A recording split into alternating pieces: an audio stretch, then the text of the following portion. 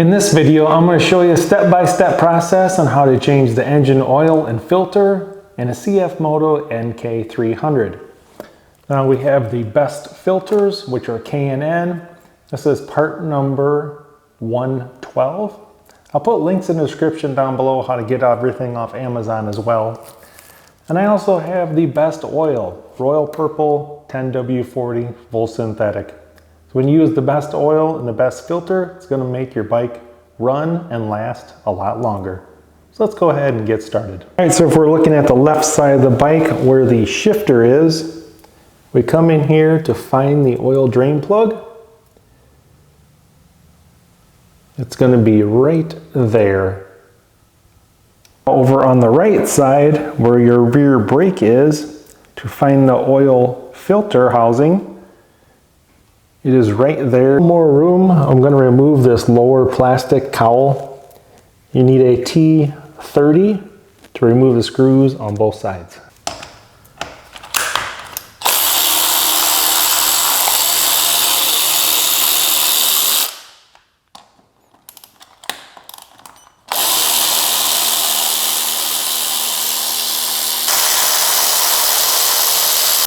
Then you can just pull that cover off and move it out of the way. You just open up that drain bolt. Right here is your exhaust.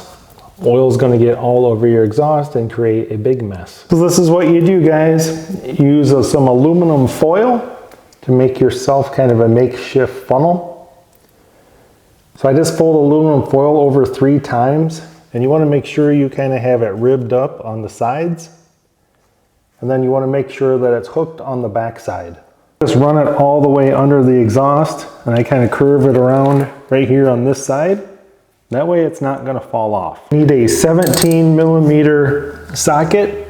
I like to use the long socket and a short extension. That gets my ratchet away from the bike.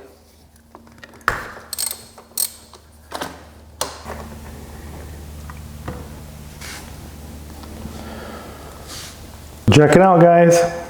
Not a single drop is on the bike. It's not on the exhaust. It's going right into my little drain pan. We're just going to let that sit and trickle out for a good 5 minutes. Now if you just take a look at this side, not a single drop of oil spilled on the ground or on the bike anywhere. Our oil filter, we got these 3 bolts right here. You need an 8mm socket. Go ahead and loosen all these up. But once you get these screws fairly loose, be careful because there's a spring inside here. But I just kind of keep my thumb on this as I remove the screws. I can feel the spring tension.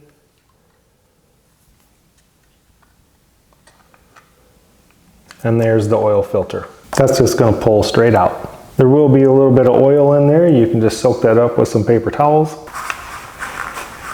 If you look on the inside of the housing, that's the spring I'm talking about. Look at your new oil filter, you'll see there's a rubber gasket right there, and then there's not one here. So it's going to install like this. The rubber gasket goes into the engine. And then you're just going to roll this O-ring off and roll on a new O-ring. Also make note that one of these bolts is longer than the other 2. Hold that in with your thumb, and you want to get all your screws started by hand. Give them a good 4 or 5 threads by hand before you start using any kind of power tools. Now you're going to tighten these 3 bolts to 9 foot-pounds.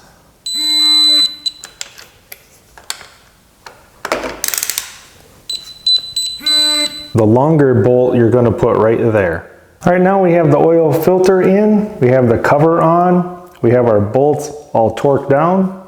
Now we can go ahead and reinstall the oil drain bolt. Happen to look on the side of your engine, it will also tell you how much oil should go in if you just do oil only, if you do oil and filter, and when it's completely dry.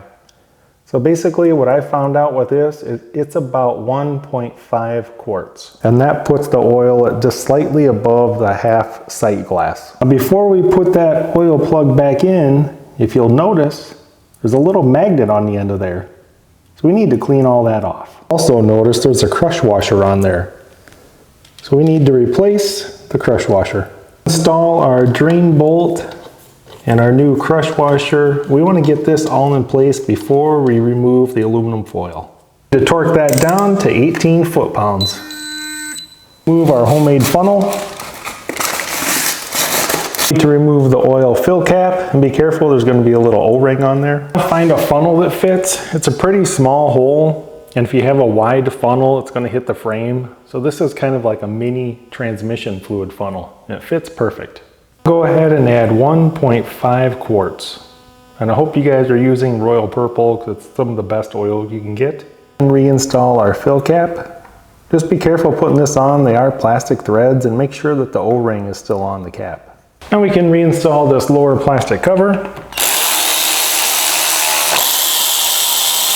But now I like to start the bike and let it run for about 15 seconds.